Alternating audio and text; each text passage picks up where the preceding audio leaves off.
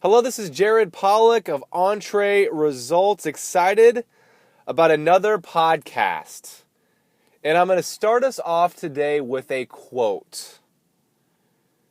This quote is given by none other than the boxer Mike Tyson. He says this: "Everyone has a plan till they get punched in the mouth." That was an interesting quote, especially since we talk about planning all the time. But today we're going to talk about 7 things to do in business when you get punched in the mouth. Perhaps you're listening to this right now and you've recently got punched in the mouth in business. And what that means in terms of my definition for business would be, say, losing your best client. That would be getting punched in the mouth. Maybe missing a big sale, one of your employees recently leaving you. On the marketing standpoint, maybe Google decides to shut you down for a little bit. These things are getting punched in the mouth for business. And then personally, which we know personal life affects our business in every way. Perhaps you have a really sick child. Perhaps you're having marital problems. These are all getting punched in the mouth. And what this does not include would be bigger things like death in the family, like huge events. We're not going to include that in this list because those are a little bit more severe than this list is going to address. Anyway, here we go. 7 things to do in business when you get punched in the mouth. Number 1, call it out. Face reality. Denial is not helpful at all. Don't just push it under the rug. Don't just try to grind through it without recognizing it. That is step number 1.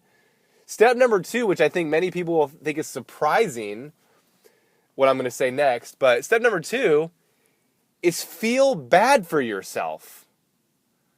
Well, what do I mean by that? What I mean by that is allocate a limited amount of time to feel bad for yourself. You might, depending on the severity of the getting punched in the mouth, you might say for the next 30 minutes, I'm going to feel bad about losing this client. It is something that I'm just going to focus on. I feel bad about what happened. I feel bad for myself. I'm going to kind of wallow in what just happened for about 30 minutes. But at the end of those 30 minutes, I'm going to be a new person.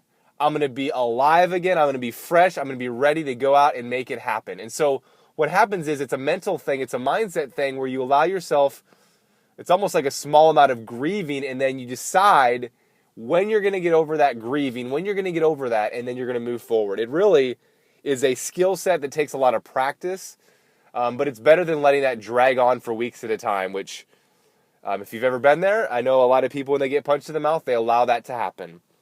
Number 3 is, okay, so you get punched in the mouth, your plan changes. Well, create a new plan.